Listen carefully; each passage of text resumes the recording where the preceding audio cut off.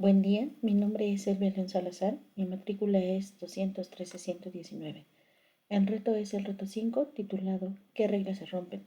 Y corresponde a la licenciatura en Derecho. La asesora educativa es la doctora María Elena Santaello Verdejo, y la película que elegí para el reto es Enemigo Invisible. Para comenzar les explicaré brevemente cuál es la trama de la película. Enemigo Invisible nos sumerge en una operación conjunta del Reino Unido, los Estados Unidos de Norteamérica y Kenia contra el grupo de terroristas de origen somalí Al-Shabaab, que es responsable de ataques terroristas en Kenia. Por medio de drones, se da seguimiento a miembros de Al-Shabaab, descubriendo que la organización se está preparando para realizar ataques suicidas que probablemente cobrarán un gran número de vidas, por lo que la operación, que originalmente era de captura, pasa a ser una de asesinato.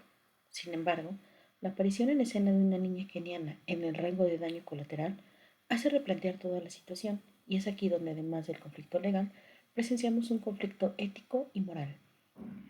La guerra contra el terrorismo por sí misma plantea desafíos legales significativos.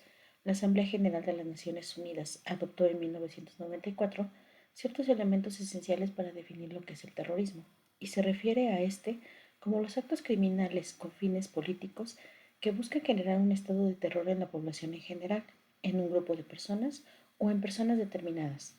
Dichos actos son injustificables en todas las circunstancias, cualesquiera que sean las consideraciones que les den origen, es decir, por razones políticas, filosóficas, ideológicas, raciales, étnicas, religiosas o de cualquier otra índole.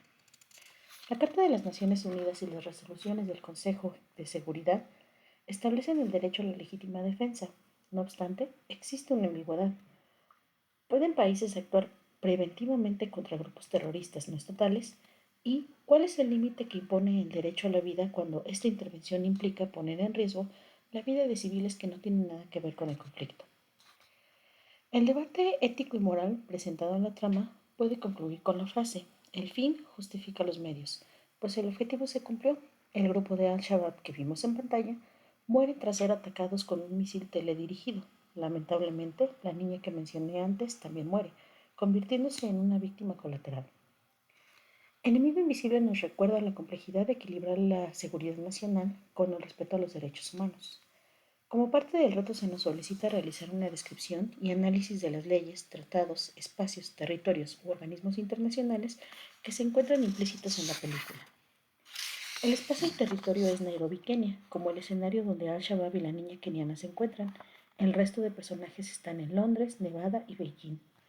En cuanto a las leyes y tratados y organismos internacionales, encontramos que, aunque no sean mencionados de manera literal, podemos citar el artículo 2, inciso 4 de la Carta de las Naciones Unidas, en donde se reconocen excepciones a la prohibición general del uso o amenaza de la fuerza, y en lo suscrito por el Consejo de Seguridad para el derecho inherente de los Estados a la legítima defensa individual o colectiva, establecidos en el artículo 51, así como lo establecido en el artículo 1 del Protocolo 2 adicional a los convenios de Ginebra, que establece condiciones para abordar específicamente los conflictos armados que no cumplen con los criterios más estrictos de los conflictos internacionales.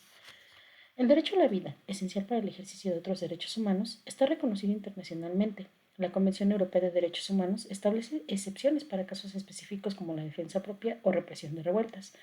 Asimismo, el Tribunal Europeo de Derechos Humanos exige un escrutinio estricto en el uso de la fuerza letal, especialmente en la lucha contra el terrorismo, enfatizando la importancia de tomar precauciones para evitar daños colaterales.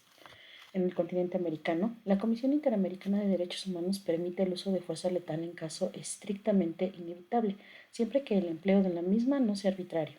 Podemos observar en la película que, además, se transgrede el artículo 38, inciso 4 de la Convención de los Derechos del Niño, que indica que se debe asegurar la protección y el cuidado de los niños en los conflictos armados.